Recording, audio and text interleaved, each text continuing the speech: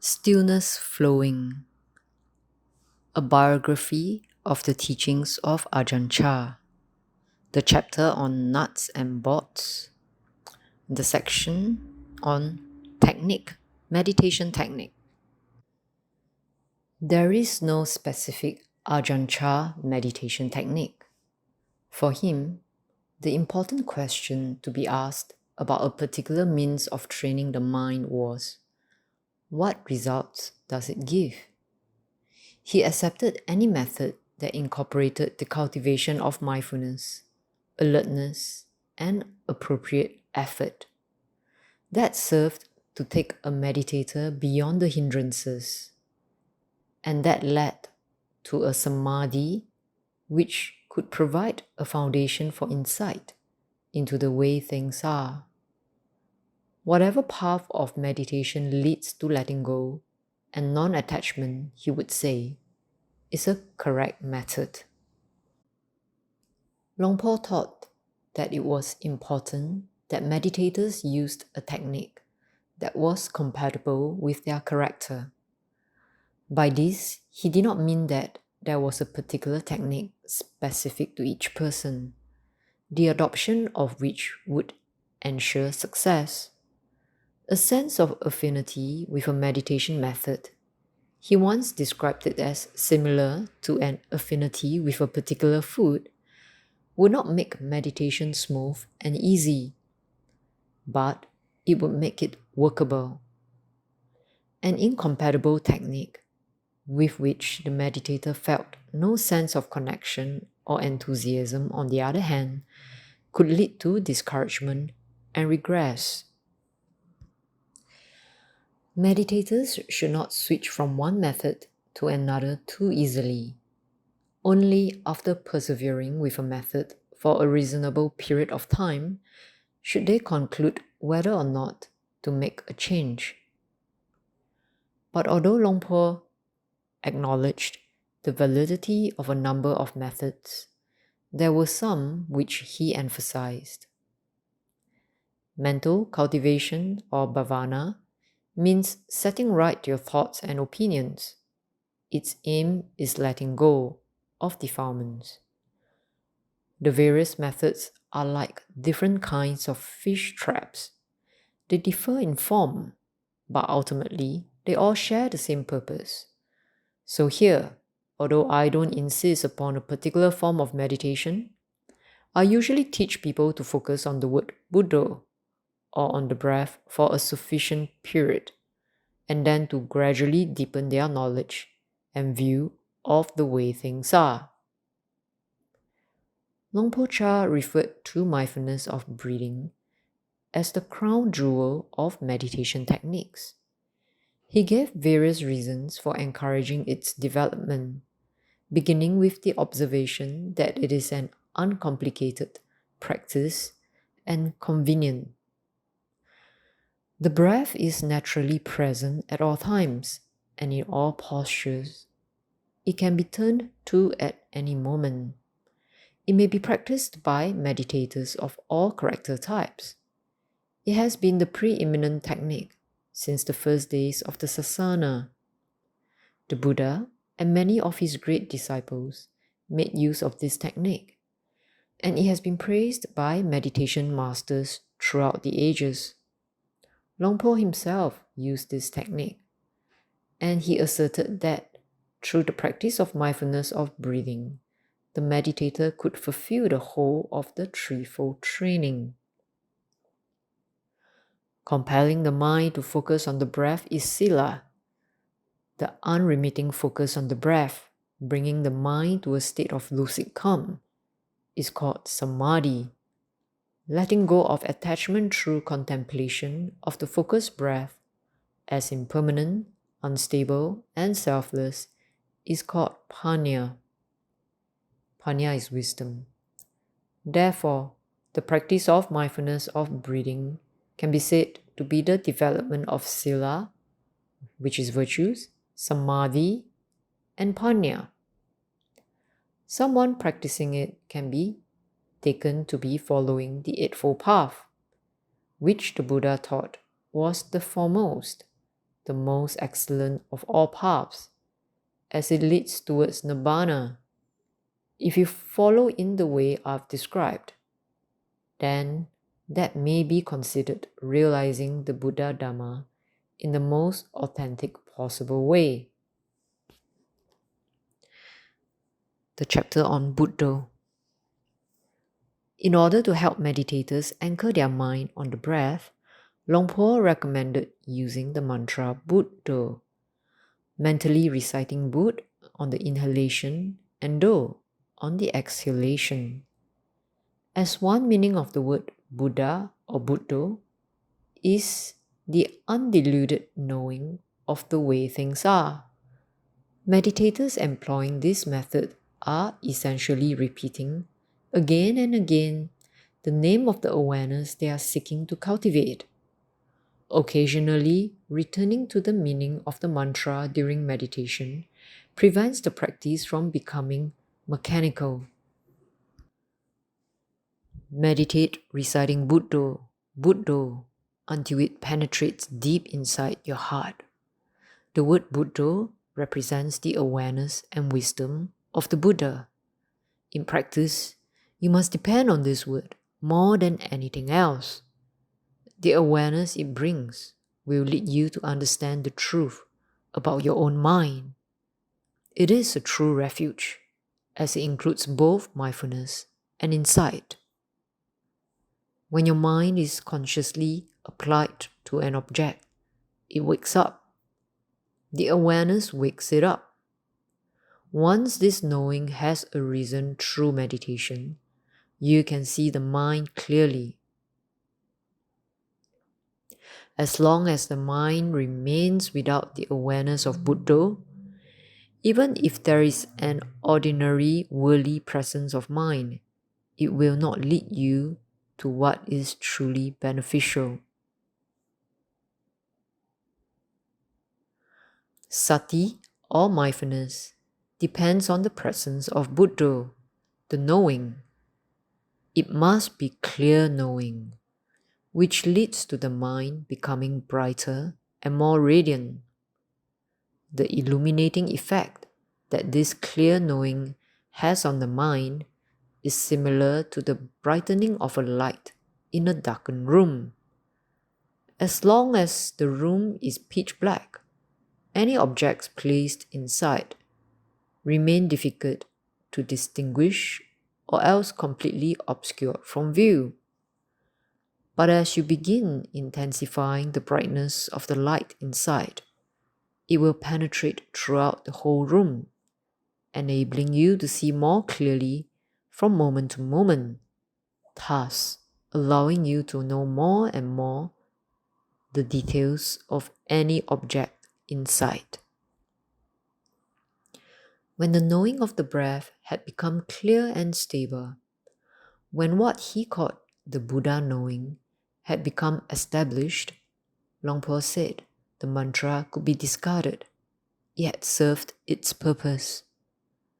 Meditators who felt no affinity with breath meditation at all were encouraged to cultivate more discursive meditations, such as the recollection of death or contemplation of the body. Specifically, the 5 basic meditation topics of head hair, body hair, nails, teeth, and skin. In the latter, meditators could focus on the unattractive aspects of these body parts, or on their empty, impermanent nature, by considering them in terms of their constituent elements of earth, which is hardness, water, which is cohesion or fluidity, fire, which is heat, and air, which is motion. Pali names for the 5 body parts, Kesa, Loma, Naka, Danta, Tacho, could be internally recited as mantras to keep the mind on track. Visualization could be employed to enhance the contemplation. Luang Por would encourage monastics cultivating mindfulness of breathing as their main practice to develop meditation on the body as an auxiliary technique. He reminded them that its importance could be seen from the fact that it was included in the novice ordination ceremony. Furthermore, as the first level of liberation, which is a stream enterer, was reached by the abandonment of Sakaya Ditti, or personality view, and the identification with the physical body constituted the most powerful and immediate expression of that factor. Then body contemplation was of immense value. You must repeatedly investigate the body and break it down into its component parts. As you see each part as it truly is, the perception of the body being a solid entity or self is gradually eroded away. You have to keep putting continuous effort into this investigation of the truth without pause. Practice contemplating the body as being just that much, until it is quite natural to think to yourself, oh, the body is merely the body. It's just that much. Once this way of reflection is established, as soon as you say to yourself that it's just that much, the mind lets go. There is letting go of attachment to the body. There is the insight that sees the body as merely the body. By sustaining this sense of detachment through continuous seeing of the body as merely a body, all doubt and uncertainty is gradually uprooted. As you investigate the body, the more clearly you see it as just a body, rather than as a person, a being, a me, or a he or she. The single chair. Meditation practices that involve directing the thinking mind, rather than turning away from it, are based on the principle that sustaining an unbroken stream of awareness on the theme of contemplation instead of a physical sensation can also lead to a gathering of the mind's forces. This produces a rapture that takes the mind beyond the pool of worldly thoughts and desires to a samadi that provides the platform for the profound work of wisdom. But whatever meditation practice was adopted, Luang Por emphasized that mindfulness must play a central role. He compared watching the mind with mindfulness and alertness to a shopkeeper keeping a sharp eye on his goods when a group of mischievous children come into his shop. In another simile, he said that the mind is like a room with a single chair. When mindfulness sits firmly on the seat facing the door, then any guest entering the room is known immediately. Without a chair to sit on, no guest stays for long. Mindfulness, boosted by confidence in the Buddha's path to liberation and by right effort, resulted in a samadhi that bore within it the seeds of wisdom and liberation. Mindfulness is the nurse and protector of samadhi. It is the Dhamma which allows all other wholesome Dhammas to arise in balance and harmony. Mindfulness is life. At any moment that you lack mindfulness, it is as if you are dead. Lack of mindfulness is called heedlessness, and it robs your words and actions of all meaning. Whatever form of recollection mindfulness takes, it gives rise to self-awareness, wisdom, all kinds of good qualities. Any Dhamma which lacks mindfulness is incomplete. Mindfulness is what governs standing, walking, sitting, and lying down. It's not only during sitting meditation that mindfulness is required.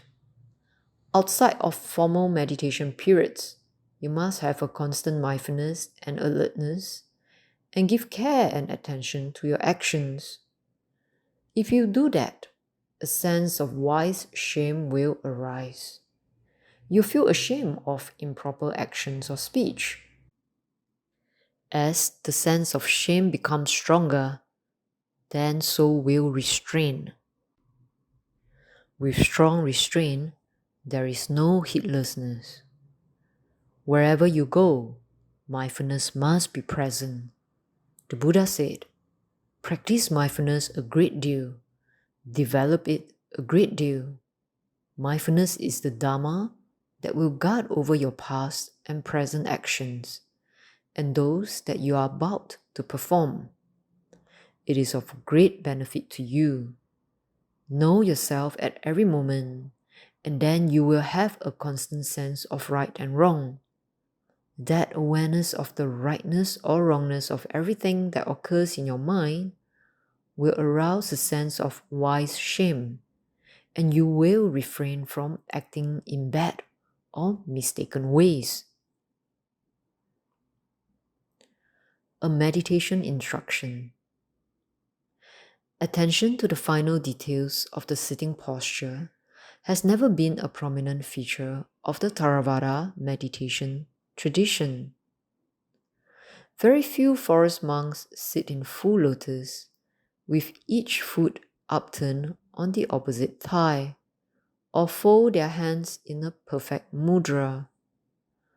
The basic instructions are simply to establish a posture that is stable and erect, with the main criterion being that the posture be one in which the meditator can sit for a reasonably long time with the minimum of unnecessary discomfort. Luang treated posture as a straightforward matter. At the beginning of a meditation session, he would simply give instructions to take the cross-legged posture. Place the right leg on the left leg on the right. Keep the back straight and make oneself comfortable, not too tense and not too relaxed. And close the eyes. Having paid homage to the Buddha, Dhamma, and Sangha, meditators either turn to their main meditation object or began with a preliminary practice. Luang Por sometimes suggested going through the 32 parts of the body before turning to the breath.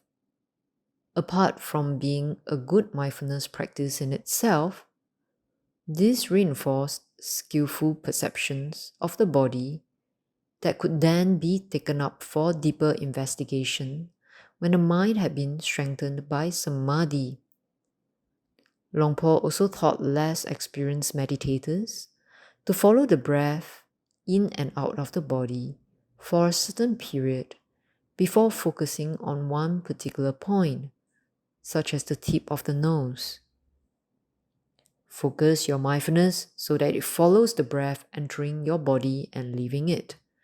Follow the beginning of the breath, the middle of the breath, the end of the breath. With mindfulness, keep the breath in mind, and with alertness, be aware that right now you are breathing.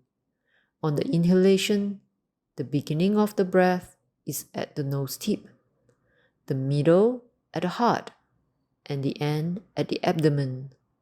On the exhalation, the beginning of the breath lies at the abdomen, the middle at the heart, and the end at the tip of the nose. Focus on these 3 points. The mind, your awareness, has no time to sneak off and take hold of other objects because it's preoccupied with being aware, right here, of both the inhalation and exhalation. If the mind goes off in search of other objects, it shows that mindfulness has slipped. Establish it again. Be aware of exactly where the breath is passing at each moment. Keep looking. Sometimes your mind runs off for a long time without you being aware of it. Suddenly, you realize that mindfulness has been lost again.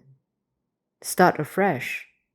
If we practice in this way, then you will develop a good working knowledge of the beginning, middle, and end of the breath.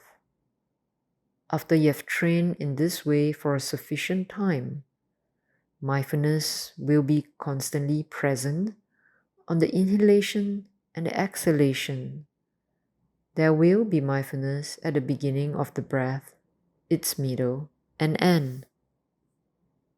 Initially, you will have a few difficulties, but later, as you become more experienced, it will no longer be necessary to follow the breath in and out. Now, anchor the awareness at the tip of your nose. Stop right there and note whether the breath is long or short. Be aware of the inhalation and exhalation at that point. When you first start to practice sitting meditation, give this method a try. When you're concentrating on the breath, there's no need to force it. It's similar to learning how to use a paddle sewing machine. To sew properly, you need to find a rhythm between your hand and foot. So when you're first learning to use a sewing machine, what do? You practice paddling freely without sewing anything. Once you can paddle fluently, you can start on some cloth. Your breath is the same. There's no need to make it a certain way. It doesn't matter whether it's long or short, provided that it feels comfortable. If the breath is too long or too short or too strong, don't force it. Allow it to find its own balance. All you have to do is focus on the inhalation and the exhalation. You don't have to contemplate anything else. It's enough to be aware of the breath. When you do this, certain thoughts will arise. What's the use of this? And so on. Keep going. Don't get caught in doubts. There's no need to answer them. There's no need to think. It's not your job. Your job is simply to be aware of the breath as it enters and leaves the body. You don't want to see deities or Brahma gods, but you want to see the breath. It is sufficient merely that you don't forget the breath. Understand and then cut off the various objects that pass in and out of awareness and let them go. Thoughts and moods are changeful. Perhaps when you start sitting, you begin to feel homesick, and the mind starts proliferating about this matter and that. The moment you start thinking of home, then remind yourself, it's changeful. Fond thoughts of home are impermanent, and so are negative ones. You can't believe any of it. Your mind lies to you. You have to assert this changeful nature of things. Sometimes you hate this person and that, but it doesn't last. Sometimes you love this person and that, but it doesn't last either. Pin the mind down right there, and where can it go? When you hate someone, you fabricate a certain image of them. When you love someone, you do the same. The mind starts to suffer. Sometimes you may detest someone so much that whenever you think of them, tears of fury starts to flow. Do you see what I mean? How could that be real and lasting?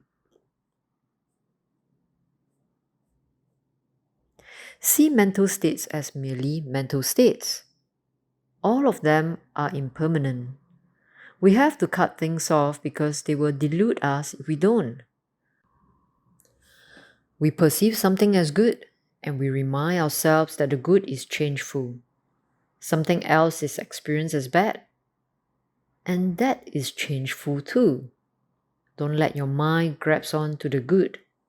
Don't let it grasp on to the bad. If you have the measure of mental states in this way, then they lose their significance. Just keep working away at it. The states that arise, good or bad, have no intrinsic value, and they will gradually fade away. If you follow them and keep an eye on them, you're bound to see this truth of changefulness. Your initial practice has to be like this: be mindful. Subsequently, you will see the breath, mindfulness, and the mind simultaneously at one point. The word see here doesn't refer to ordinary vision. It's a seeing with awareness, by the internal, not the external eye. The awareness of the breath is here. Mindfulness is here. The sense of knowing the mind is here. They converge in one harmonious whole. When we see that harmony, the mind will detach from sensual desire, ill will, sloth and torpor, worry and agitation, and indecision.